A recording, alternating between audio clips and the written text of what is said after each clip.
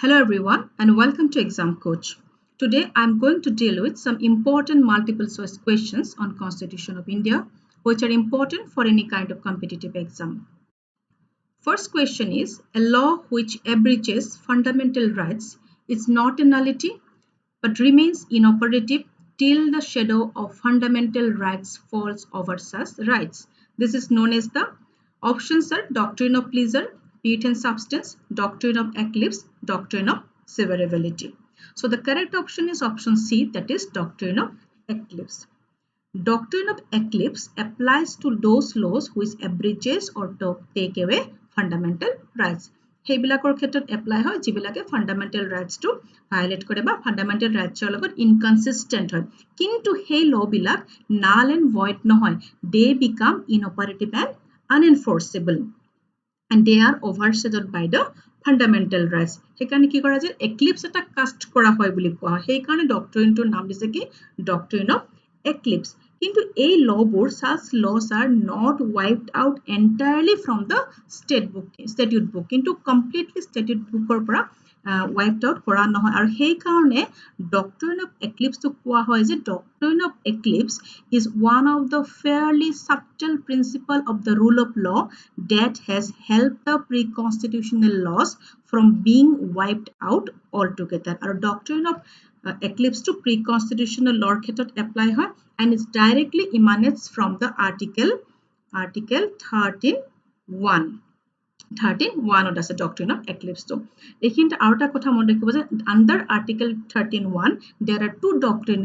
One is the doctrine of eclipse and another one is the doctrine of severability. Doctrine of severability article 13(1) ত আছে।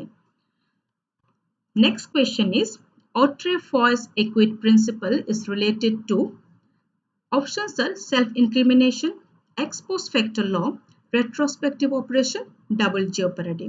So the correct option is option D, that is double jeopardy. And double jeopardy is under section and under article 20 clause 2. Double jeopardy means no person shall be prosecuted and punished for the same offense more than once. এবাৰ এটা যিকোনো এটা অফেন্সত এজন মানুহক এবাৰতকৈ মানে দুবাৰ তেওঁক প্ৰজিকিউট কৰিব বা পানিশ কৰিব নোৱাৰি।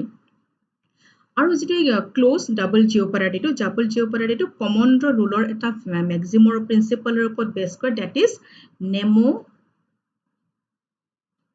ডিবেট ফিজ factory.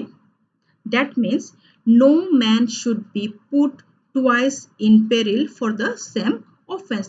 একেটা অফেন্সৰ কাৰণে এজন মানুহক দুবাৰ পানিশ কৰিব নোৱাৰে। যদি এজন মানুহক একেটা অফেন্সৰ কাৰণে দুবাৰ আকৌ প্ৰজিকিউট কৰিব বিচাৰে, then he can take the complete defense of his former acquittal under article 22. তেতিয়াতো ডাবল জিঅপাৰিটিৰ ডিফেন্সটো লব পাৰে। এতিয়া কথা হল যে আমি ডাবল জিঅপাৰিটি কোড এপ্লাই হয় আমি গম পালো যে যদি অফেন্সটো কি সেম অফেন্স হয়। ওকে, যদি আপোনালোকৰ কোৱেশ্চন ফ্ৰেম হয় যে কোন ক্ষেত্ৰত ডাবল জিঅপাৰিটি এপ্লাই নহয়, তেতিয়াহলে first point is that offence যদি কি হয়, অফেন্সটো যদি ডিস্টিংক্ট হয়, যদি সেম অফেন্স নহয়, in that case double jeopardy will not apply. Second point is that is subsequent proceeding. Subsequent proceeding means suppose এটা কেছত আপোনাৰ equital হয়, সেই equitalৰ against এটা appeal হল, হেতু কি কোৱা হয় subsequent proceeding. গতি subsequent proceeding ৰ ক্ষেত্ৰটো double jeopardy apply নহয়। So article 20 clause 2 does not apply where the person is prosecuted and punished for the second time and subsequent proceeding is a mere continuation of the previous proceeding. Okay, so subsequent proceeding to ki agor proceedings to eta mere continuation hai, to in that case double jeopardy to apply nohoy. Third question is, on which of the following freedoms can reasonable restriction be imposed on the ground of the security of the state? Options are speech and expression, peaceful assembly, association or union and movement. So correct option is option A, that is freedom of speech and expression. Freedom of speech and expression on the ground of security of the state reasonable restriction imposed kora hoy. So freedom of speech and expression to ase amar article 1918 আৰু reasonable restriction to impose কৰে under article 19(2) 19(2) 19(1) এৰ ওপৰত total 8টা গ্ৰাউণ্ডত reasonable restriction impose কৰিছে এই 8টা ground কি কি defamation contempt of court decency or morality security of the state friendly relations with foreign state incitement to an offense public order maintenance of sovereignty and integrity of India so total 8 grounds আছে okay 8 grounds of freedom of speech and expression or upon article 19 to a reasonable restriction imposed কৰিছে গতিকে বাকি কেটা গ্ৰাউণ্ডো জানি থব বেলেগ option দিও দিব পাৰে ঠিক তেনেকে peaceful assembly আমাৰ freedom of assembly to আছে article 19(1) bit আৰু restriction imposed কৰিছে article 19(3) imposed কৰিছে যেনেকুৱা ধৰক কি assembly to peaceful হ'ব লাগিব unarmed হ'ব লাগিব এইবিলাক গ্ৰাউণ্ডত article 19(3) reasonable restriction imposed কৰিছে on freedom of assembly ঠিক তেনেকে freedom of association to আছে আপোনাৰ article 19(1) sit আৰু restriction imposed কৰা হৈছে article 19(4) under in the interest of public order morality or the sovereignty of India ঠিক তেনেকে freedom of movement to আছে article 19(1) d আৰু restriction imposed কৰা হৈছে article 19(5) জৰিয়তে reasonable restriction imposed কৰা হৈছে in the interest of general public or for the protection of interest of any scheduled tribe গতিকে গুটেই কেটা যে freedom of speech and expression assembly association movement আপোনালোকে কি কৰিব এখন চাৰ্ট বনাই ল'ব চাৰ্ট বনাই লৈ পেলাই কোনটো আৰ্টিকলৰ দ্বাৰা এই reasonable restriction বোৰ impose কৰা হৈছে grounds বোৰ ধুনিয়াকে চাৰ্ট আকাৰে যেতিয়া বনাই ল'ব আপোনালোকৰ মনত ৰাখিবলৈ সুবিধা হ'ব যেনেকৈ question নাহক attempt কৰিব পাৰিব easily okay next question is proclamation of emergency under article 352 when Lok Sabha stands dissolved has to be approved by Rajya Sabha and then it will continue till the reconstitution of new Lok Sabha which must approve it within 13 days of its first sitting. Second option is new Lok Sabha within 6 months of its constitution. Third option is Lok Sabha in the next session after 6 months and the fourth option is Rajya Sabha only.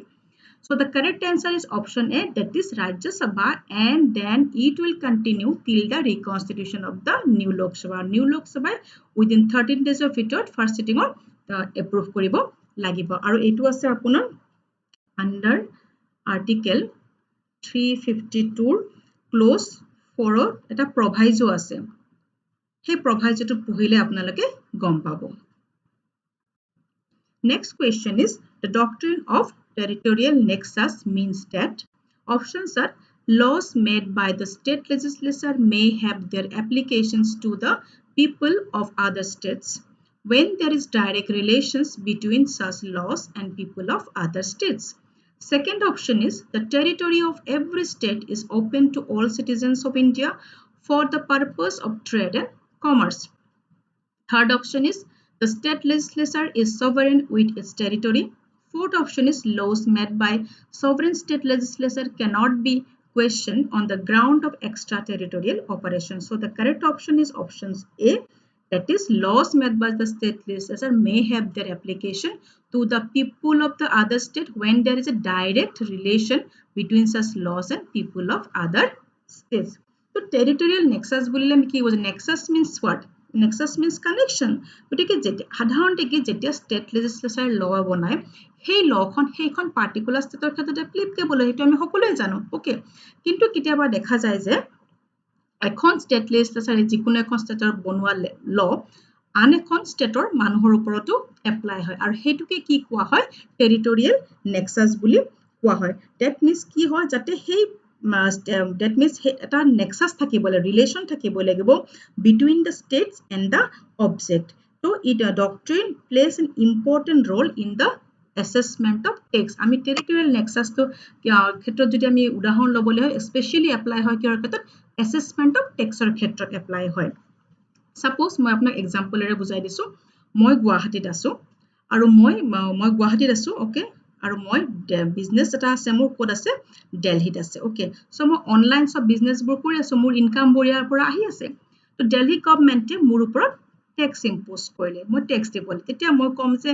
মই আছো অসমত মই অসমতে মোৰ tax কিয় impose কৰিছে যিহেতু মোৰ বিজনেছটো দিল্লীত চলি আছে গতিকে তাৰ পৰা মোৰ ইনকাম আহি আছে হয় নে নহয় সো ইনকাম আহিছে গতিকে মোৰ মই অসমত আছো মোৰ লগত দিল্লী ষ্টেটৰ কি এটা ডাইৰেক্ট এটা ৰিলেশ্যন আছে মই তাত ইনকাম কৰি আছো সেই ইনকামখিনি মই পাই আছো there is a direct relation between me and the Delhi government okay That's why the Delhi government মোৰ ওপৰত কি tax impose কৰিব পাৰে and this is called the territorial nexus because income arising out of operation in more than one jurisdiction would have territorial nexus with such of the jurisdiction on an actual basis. So this is the territorial nexus আৰু এইটো আছে আপোনাৰ under article 245 যেটো center of state relation chapter টো আছে তাত পাব under article 245 So this is for today.